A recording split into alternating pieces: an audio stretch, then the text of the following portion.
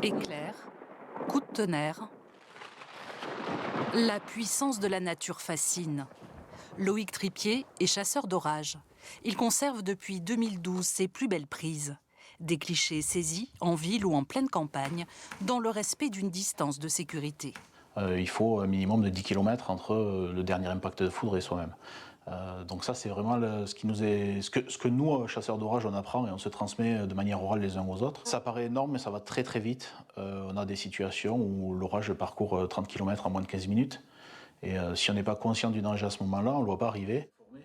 Mais Loïc a pu être témoin de réflexes imprudents lors de ses sessions de photos, comme ici, au-dessous d'un arcus menaçant.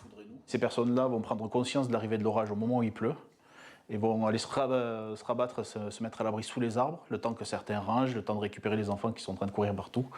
Et à ce moment-là, les gens sont sous les arbres. Si la foudre tombe dessus, c'est gros warning et je pense que ça peut devenir très très dangereux à ce moment-là. Un risque rare, mais bien réel.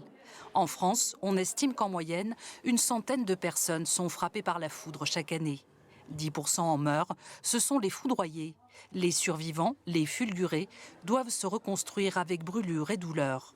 Une consultation pluridisciplinaire est ouverte au CHU de Purpan depuis 10 ans.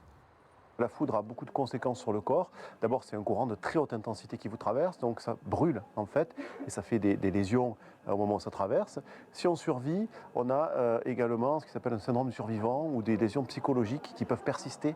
Et donc c'est pour ça qu'on associe plusieurs personnes qui sont en charge de ça. Il n'existe en France que 4 centres, dont celui de Toulouse, spécialisés dans la médecine chéronique, la médecine liée aux lésions causées par la foudre.